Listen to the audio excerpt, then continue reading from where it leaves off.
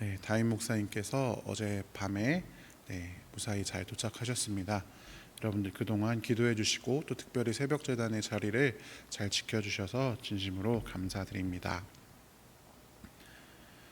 오늘 함께 나눌 하나님의 말씀은 야고보서 1장 26절부터 27절까지의 말씀입니다. 신약성경 야고보서 1장 26절부터 27절까지의 말씀을 함께 읽겠습니다. 이것은 하나님의 말씀입니다. 누구든지 스스로 경건하다 생각하며 자기 혀를 재갈 물리지 아니하고 자기 마음을 속이면 이 사람의 경건은 헛것이라. 하나님 아버지 앞에서 정결하고 더러움이 없는 경건은 곧 고아와 과부를 그 환난 중에 돌보고 또 자기를 지켜 새 속에 물들지 아니하는 그것이니라. 아멘. 오늘은 껍데기는 가라는 제목으로 하나님의 말씀을 함께 나누겠습니다. 지난 시간에 우리는 온유함으로 말씀을 받는 사람의 삶에 대해서 이야기해 보았습니다. 우리는 모두 다 예수 그리스도께서 심으신 천국 복음의 씨앗을 가슴에 품고 살아가는 사람들입니다. 그러하기 때문에 우리는 예수님께서 우리에게 주신 온전한 율법, 하나님 사랑과 이웃 사랑의 두 가지 계명, 그 중에서도 야고보서에서는 특히 이웃 사랑의 계명을 강조하고 있는데 이것이 하나님의 뜻임을 우리 모두는 사실 잘 알고 있습니다.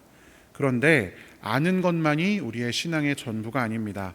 단지 알 뿐이라면 그것은 스스로 속이는 자이고 거울로 자신의 모습을 잠깐 본 후에 잊어버리는 사람과 같습니다. 말씀을 듣고 행하는 사람, 순종하기 위해서 나의 앞에 펼쳐진 현실과 천국 복음 사이에서 애쓰고 질문하는 사람이 온유한 사람이고 복받는 사람입니다. 따라서 말씀을 온유함으로 받는 사람들은 인생의 모습이 다른 사람과는 다를 수밖에 없습니다.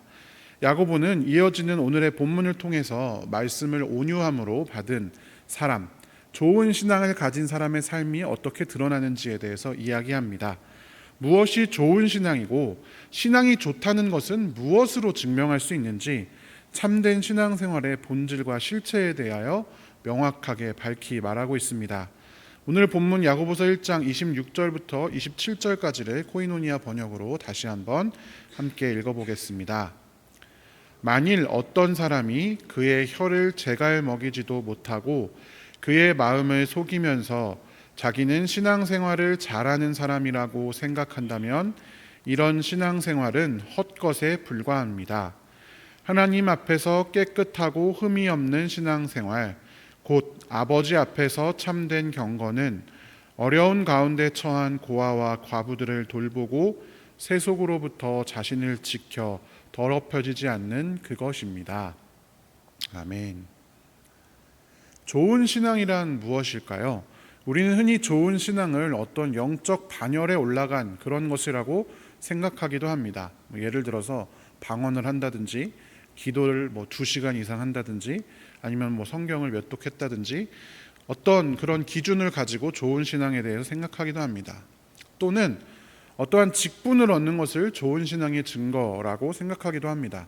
장로나 권사가 되어서 다 주변 사람들과 교회에서 인정받는 사람이 되는 것을 좋은 신앙을 가진 사람이다 라고 생각하는 것이죠.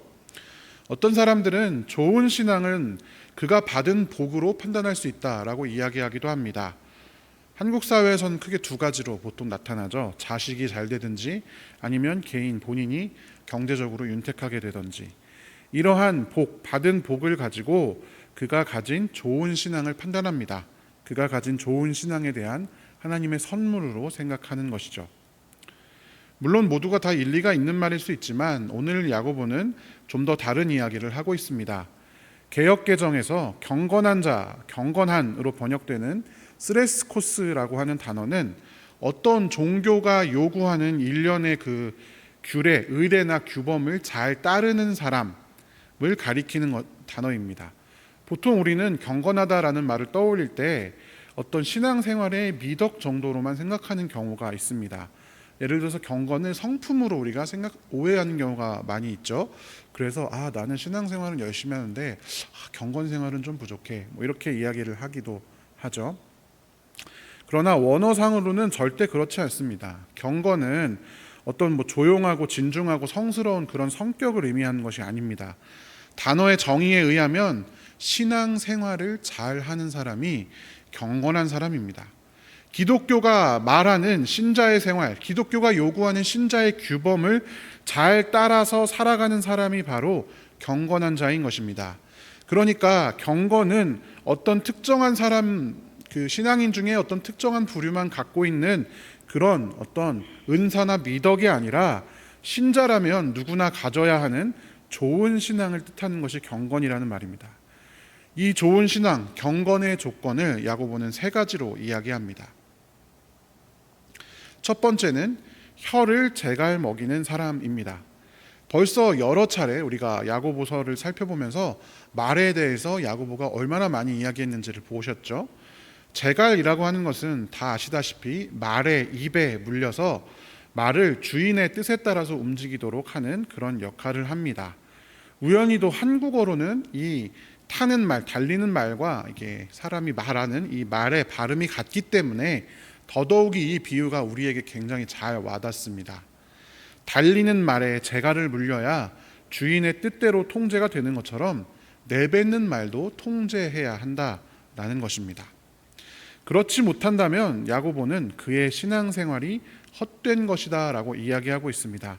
헛된으로 번역된 마타이오스라고 하는 단어는 말 그대로 속이 텅 빈 것을 의미합니다.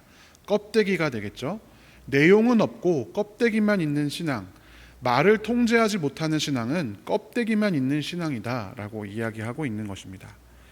그리고 야고보는 이어서 그런 사람은 마음을 속이는 사람이다 라고 또한 이야기합니다. 어제 스스로를 속이는 자에 대해서 말씀을 드렸죠. 자기 자신은 신앙생활에서 요구되는 어떤 형식적인 것들을 갖추었기 때문에 나는 좋은 신자다라고 생각합니다.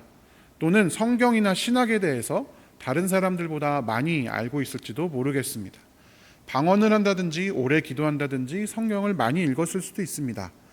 마음으로는 하나님을 사랑한다고 생각하고 좋은 신앙인이라고 스스로 생각할 수도 있지만 마음을 속이고 있는 사람입니다.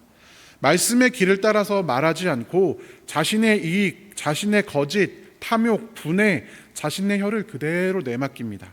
그런 사람의 신앙생활은 효력이 없는 껍데기가 되는 신앙생활이다. 자기 스스로는 좋은 사람인 것처럼 생각하지만 실제로는 그렇지 않다라고 야고보가 오늘 이야기하고 있는 것입니다. 이전에 여러 번 야고보서 설교들에서 살펴보았듯이 야고보에게 있어서 말이라고 하는 것은 신앙생활의 출발입니다. 그리고 교회를 이루는 데 있어서 필수 불가결한 것입니다. 그렇기 때문에 이 말이 우리의 신앙의 통제를 받아야 한다. 우리 마음에 심겨진 말씀의 통제를 받아야 한다. 가장 먼저 말하고 있는 것이죠. 온유함으로 말씀을 받는 것에 있어서 가장 중요하면서도 또 우리가 급하게 해야 할 것은 바로 우리들의 언어입니다. 심령에 심긴 하나님의 말씀과 그가 평소에 내뱉는 말이 서로 평행선을 달린다고 한다면 내 자신의 일상과 하나님의 나라는 결코 만날 수가 없습니다.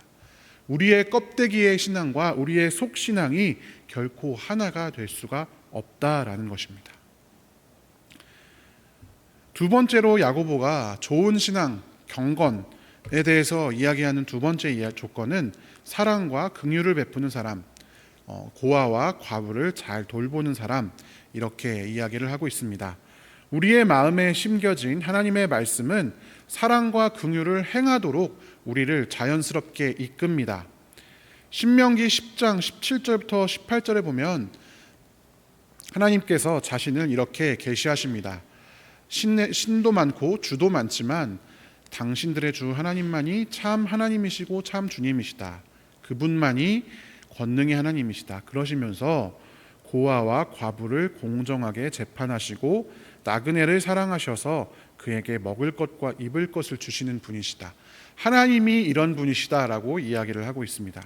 시편 68편 5절에서는 하나님을 가리켜서 고아들의 아버지, 과부들을 돕는 재판관, 이렇게 이야기를 하고 있습니다. 성경에서 고아와 과부들 그리고 나그네들에 대한 하나님의 관심은 이루 말할 수가 없습니다. 하나님께서 이런 사람들을 긍휼히 여기기 때문에 우리도 이런 사람들을 긍휼히 여깁니다. 어제 살펴보았듯이 예수님께서는 우리에게 가장 큰 계명 그리고 새 계명에 대해서 이야기하면서 무엇보다 이웃 사랑에 대해서 말씀하셨습니다. 가장 큰 계명에서 하나님 사랑 그리고 두 번째 계명 이웃 사랑인데 첫 번째, 두 번째가 순서 먼저 하나님 사랑을 끝마친 다음에 이웃 사랑 이게 아니라 그냥 1번, 2번이라고 말씀을 드렸죠. 둘 다 똑같이 중요하다라고 말씀을 드렸습니다. 그리고 워낙 사람들이 하나님 사랑, 즉 하나님 교회에 와서 신앙생활하는 건 잘하는데 이웃 사랑은 자꾸만 그 다음이라고 생각하니까 예수님께서 너희에게 새 계명을 준다. 사실 서로 사랑하라는 것은 원래 이 10계명에서부터 나온 계명이지만 새 계명을 준다. 서로 사랑하여라. 내가 너희를 사랑한 것 같이 서로 사랑하여라. 이렇게 새로 말씀을 하셨죠.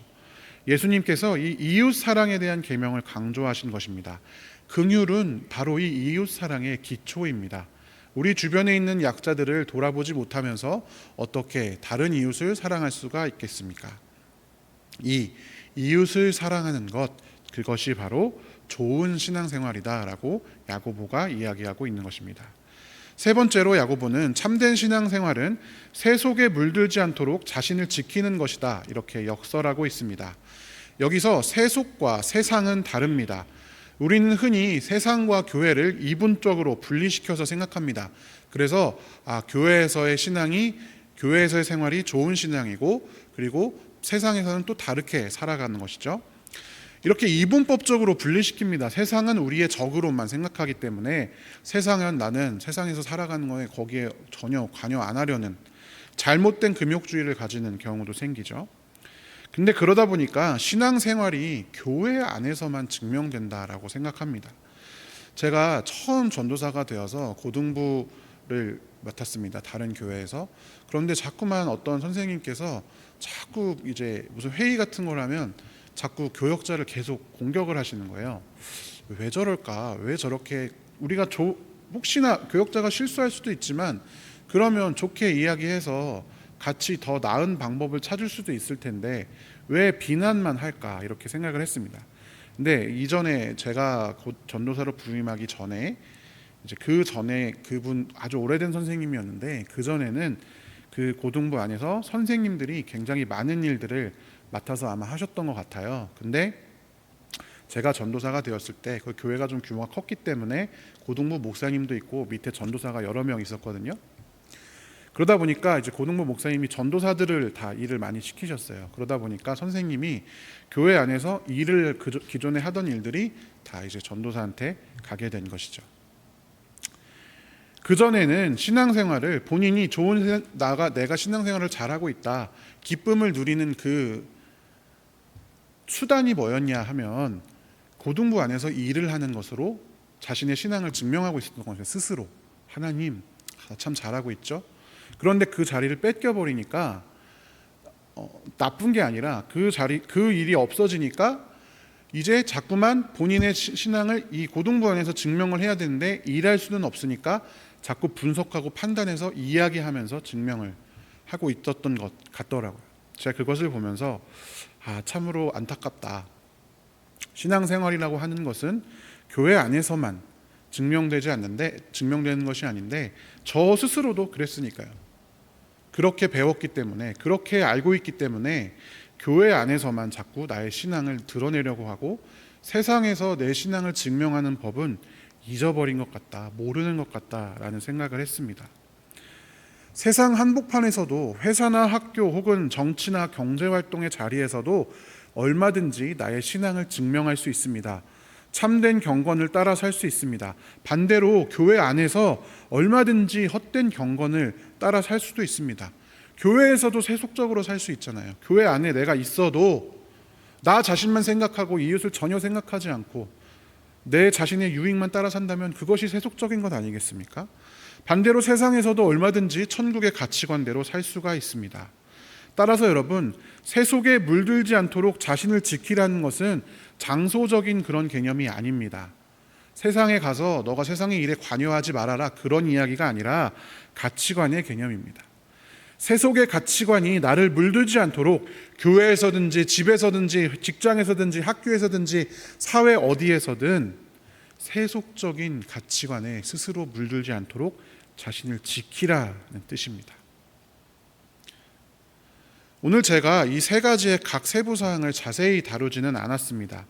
왜냐하면 야고보는 이제 이후부터 2장부터 이 참된 경건, 참된 신앙생활이 무엇인지에 대해서 다시 한번 하나씩 주제를 들어서 아주 자세히 설명하고 있기 때문에 제가 세부적인 내용을 말씀드리지는 않았습니다.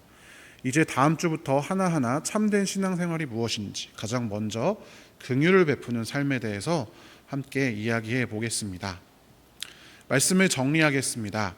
야고보가 말하는 좋은 신앙이란 어떠한 직분에 오르는 것도 아니고 특정한 영적 레벨에 오르는 것도 아닙니다.